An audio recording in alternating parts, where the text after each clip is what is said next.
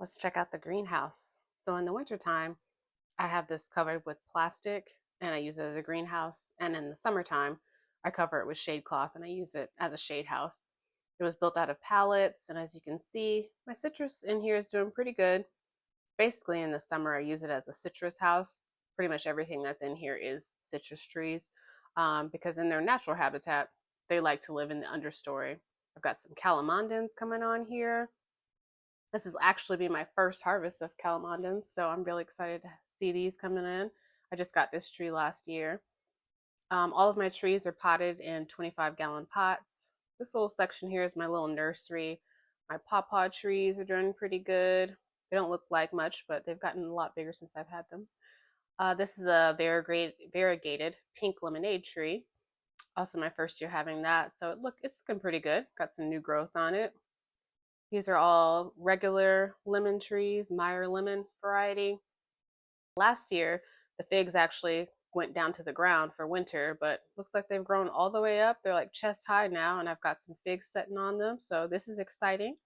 I'm gonna get some figs. Elderberry is now fruiting. Super excited. Last year, the birds ate everything, so I didn't get any elderberries, but it's gotten so much bigger and I've got so much fruit. I think I might get some this year. Such a pretty little bush. Raspberries and strawberries and blackberries are popping all over the farm. Feverfew is looking great. Nature's aspirin. All of my herbs, this is oregano, Italian oregano, grown from seed, doing great. Egyptian onions are now starting to put off top set, so I'm going to get those planted to propagate them.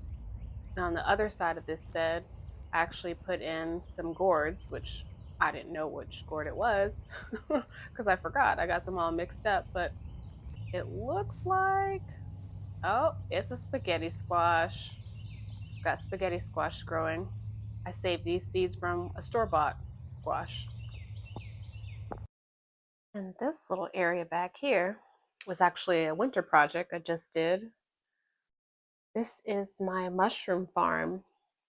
I'm so excited about this. I've been wanting to do it. I just didn't want to do the work that was required to do it. But I knocked it out. So this is two varieties of shiitake, a warm variety and then also a wide range variety. So they'll fruit at different times. Mushrooms take, 2+ years before they actually fruit, but they'll fruit for multiple years. So this was a long-term investment in like a perennial production.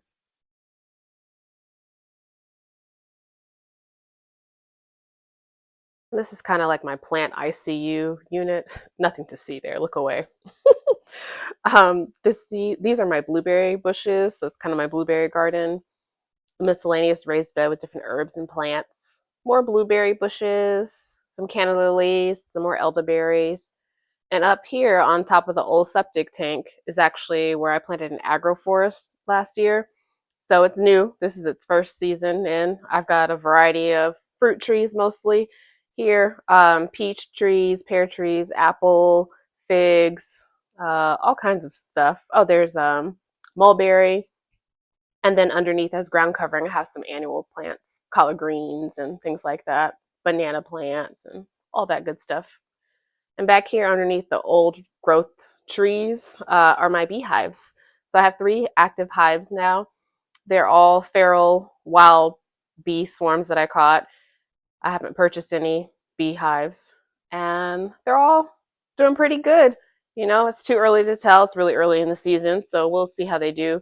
Summer is really hard with the heat, and the heat causes all the flowers to drop and all that, so there's a shortage of pollen and nectar for them sometimes. But I'm doing my best to keep stuff growing for them so they have a lot of forage to eat. I'm planting okra and a bunch of sunflowers and things like that to provide at least some more uh, nectar and pollen for them to source during the peak season. Zinnias are back. I didn't even sow these, they're just volunteer because this is where they were growing last year.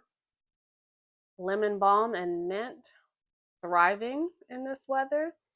also grown from seed, and this is the second year for both of them, and they are just doing so good. I'm very, very happy to see these.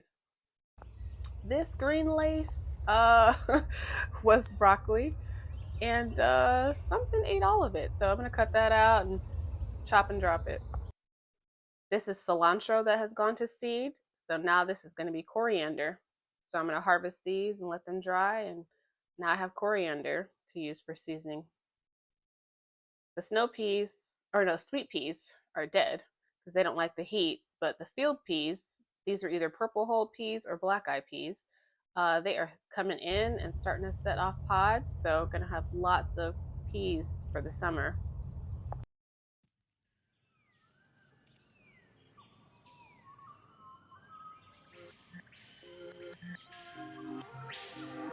The farm is looking great, and I'm feeling encouraged again in my land search. I'm grateful to have found a place where self sufficiency is not only legal, but it's encouraged. I've decided maybe I should try to do this thing in a more unconventional way. More on that later. But for now, I'll just say I'm excited to explore what's possible.